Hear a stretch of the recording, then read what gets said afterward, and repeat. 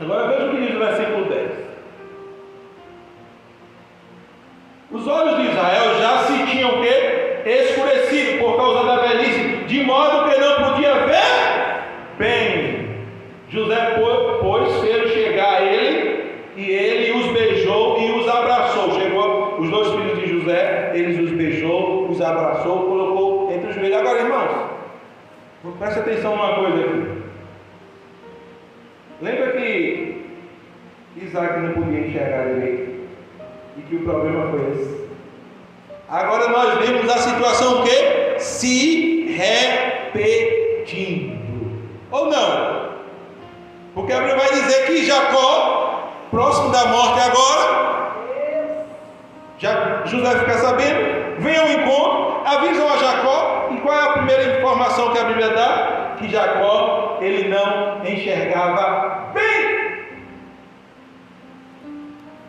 Parece que tem um assunto, irmãos, que tem que ser resolvido. Porque me parece que o que tem no coração de Jacó é o seguinte: se minha mãe não fizesse isso, e se eu não fizesse aquilo, como Deus iria me abençoar através do meu pai Isaac? Me parece, irmãos, que é isso que está no coração desse homem todo o tempo. Porque a Bíblia vai trazer uma situação igual a que ele passou. E é com ele. Sabe aquela coisa, irmãos? Da Bíblia falar, de Jesus ensinar, e às vezes os discípulos não entender, e Jesus assim, então pronto, vamos para a aula prática. Vem aqui, entra no barco e vamos atravessar o mar, e se levantar uma grande tempestade, e a água entrar no barco, e os discípulos desesperar, e dizer assim, mestre, tu não te importa que nós pereçamos? E o que é isso? É aula prática. Porque às vezes, irmãos, a aula teórica parece que para algumas pessoas não é suficiente, mas o Deus que tem palavra também tem experiência para crente.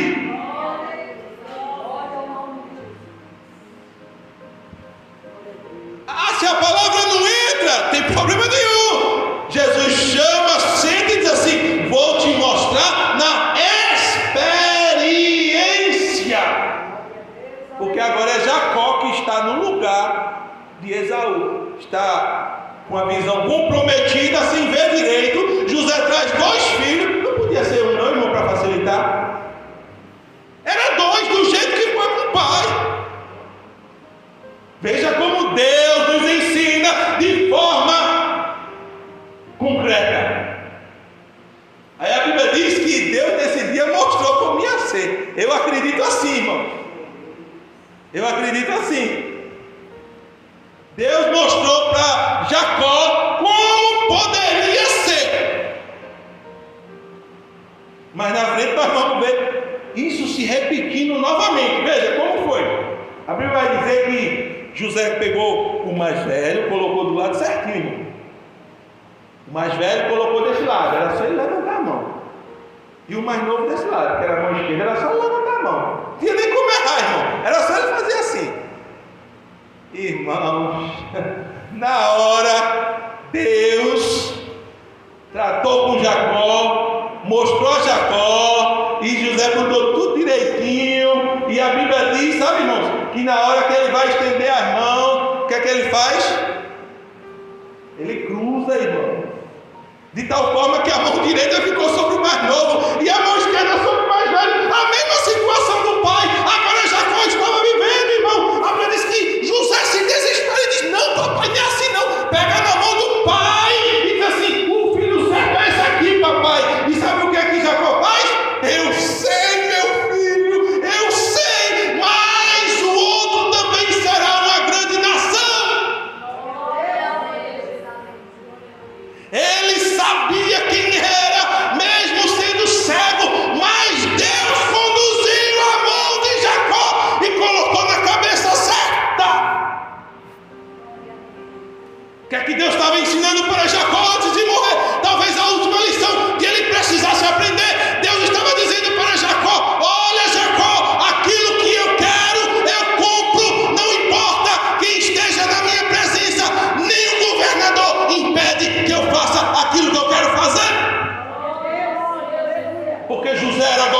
imperador, irmão. José era autoridade, mas a autoridade maior é Deus, porque José pegou na mão de Jacó e mandou botar a mão no outro filho, mas o Deus do céu disse: a autoridade maior aqui sou eu abençoo a quem quero, eu chamo a quem eu quero, e ninguém tem nada a ver com isso. E Deus, antes de partir, Jacó aprendeu que o Deus soberano que promete, Ele sabe cumprir. E nessa manhã, eu quero dizer para os irmãos, para as irmãs aqui presentes,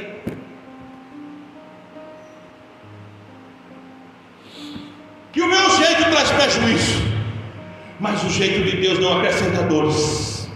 O meu jeito traz prejuízo porque a Bíblia diz que Jacó saiu fugido. A Bíblia diz que seu irmão queria matá-lo. A Bíblia diz que sua mãe não viu mais a Jacó. Quando ele foi embora, ele não teve mais o prazer de ver a sua mãe. A Bíblia diz que ele foi morar com um tio e ele sofreu durante 20 anos. E depois de 20 anos ele voltou, ainda com medo do irmão, para resolver um algo. E Deus encontrou-se com Jacó no meio do caminho. Teve um encontro com ele e houve uma grande batalha entre Jacó e Deus, de tal forma que Jacó saiu ferido. E Jacó só saiu ferido por um motivo: porque ele fez as coisas do jeito dele.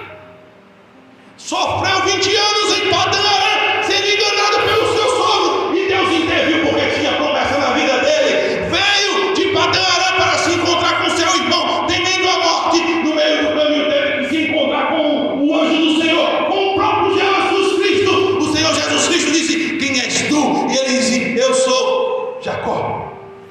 E o anjo perguntou: quem és tu? E eu sou Jacó, porque ele havia mentido para o seu pai. E uma coisa, irmãos, é a gente mentir para o homem, mas outra coisa é a gente mentir para Deus. Isso é impossível. Deus conhece todas as coisas e sabe de tudo. Aleluia.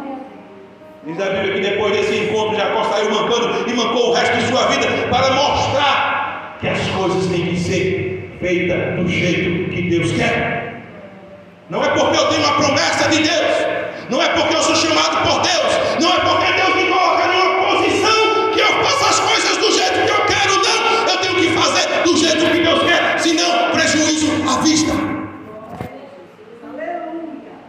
Sabe o maior prejuízo de Jacó, irmãos? A dúvida sobre a sua chamada. Somente Deus resolveu isso, porque com certeza passava no coração de alguém: ele enganou o irmão, a bênção era do irmão, a bênção não era dele, porque foi ele que aparentemente fez, irmão. Deus permitiu que fosse do jeito dele, mas houve prejuízo. Mas a promessa tinha sido feita antes dele nascer, foi Deus quem fez, mas a coisa aconteceu não do jeito de Deus, mas do jeito de Jacó. E havia dúvida sobre a chamada de Jacó, e somente Deus resolveu isso. Sabe quando Deus resolveu isso, irmãos? A Bíblia vai dizer, não dá para ler, mas a Bíblia vai dizer que certa feita, quando Jacó foge de casa e ele está no meio do deserto, a Bíblia diz que de repente, quando ele estava ali, não tinha nenhum travesseiro para colocar a cabeça, uma visão se abriu dos céus, e uma escada dos céus até onde Jacó estava, dava na terra, e é bem que os anjos subiam e desciam, e é nesse momento que Deus mostra para toda Israel, e através do testemunho que iria ser colocado e que está na Bíblia, de que a chamada de Jacó é legítima. O próprio Senhor Jesus Cristo usou essa palavra para mostrar que a chamada de Jacó era legítima, como a dele também era legítima. Porque a Bíblia vai dizer, lá em João, no capítulo 1, nos últimos versículos, que Natanael chega para o Senhor, e o Senhor diz para Natanael: eu te vi quando você estava debaixo da figueira. Aí Natanael creu, diz assim: é o Senhor mesmo. Falou de um momento íntimo, um momento secreto, não tinha ninguém lá debaixo da figueira, como ele me viu. Aí Jesus olha para ele e diz assim: por causa disso você creu, coisa maior você verá. Você verá o céu aberto e os anjos descendo e subindo sobre o Filho do Homem. O que é que Jesus estava dizendo? O meu chamado é legítimo e Deus vai mostrar que eu sou o Filho de Deus, eu sou o enviado, eu sou o Messias, e você vai ver grandes coisas.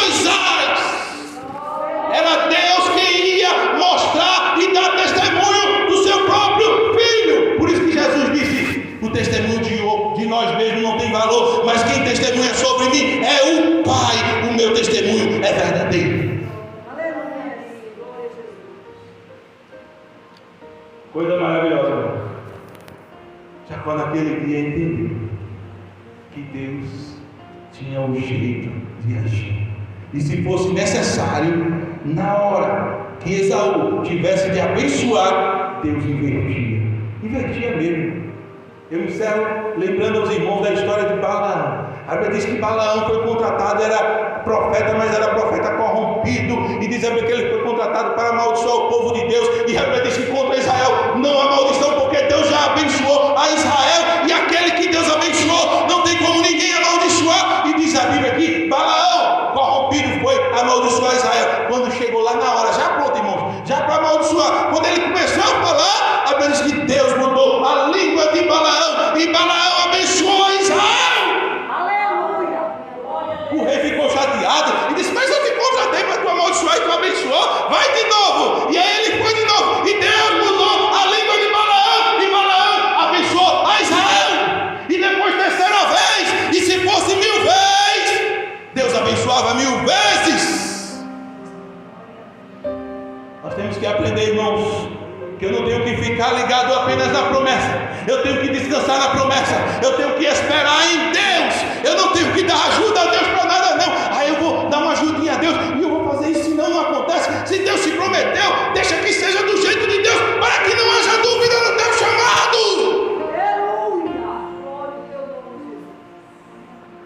Porque às vezes, irmãos, quando nós não sabemos descansar em Deus e nem descansar nas promessas de Deus, e não sabemos que Deus é o Deus que cumpre e que o jeito certo é o jeito de Deus, às vezes nós ficamos para um lado, para o outro, para um lado, para o outro, e alguém olha e diz assim: oxe, essa chamada não é de Deus não. E essa pessoa não tem culpa, porque você e eu não sabemos, não estamos sabendo esperar no Deus que prometeu. Deixa que seja do jeito dele. Ai, irmão, mas do jeito dele é mais difícil, mas é o jeito certo. Quando nós aprendemos a nos olhar para a promessa e esperar em Deus e confiar em Deus, sabe o que é que acontece, irmãos? As pessoas olham assim: foi de Deus, porque foi do jeito de Deus, foi da maneira de Deus, e a maneira de Deus não causa dúvidas, e a maneira de Deus não traz confusão. Não é porque eu tenho uma promessa de Deus, eu vou fazer isso na tua vida, e quando eu chego naquela posição, ou quando eu quero chegar naquela posição, que eu tenho que fazer as coisas do meu jeito, mas eu tenho que aprender a me submeter e fazer as coisas do jeito de Deus, do jeito certo. Eu encerro, irmãos, essa pequena reflexão dizendo o seguinte: não faça o certo para que dê certo. Faça o certo porque é certo. Irmão, se eu fizer assim vai dar errado. É o jeito certo. Faça. Porque é melhor você fazer as coisas do jeito certo, do jeito de Deus, do que você fazer as coisas do seu jeito. Não faça o certo para dar certo. Faça o certo porque é certo.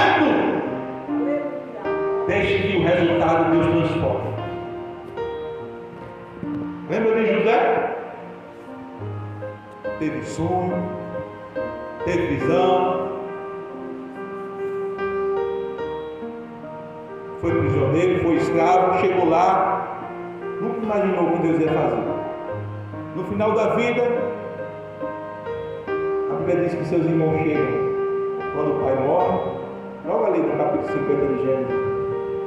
A Bíblia diz que os irmãos de José dizem assim para ele: olha, Gênesis 50 a 20, 18 a 20, nós fizemos o mal contra ti, nos perdoa, nosso pai disse isso e isso. Aí José diz assim: eu sei que vocês fizeram o mal contra mim, mas Deus transformou o mal de vocês em bem.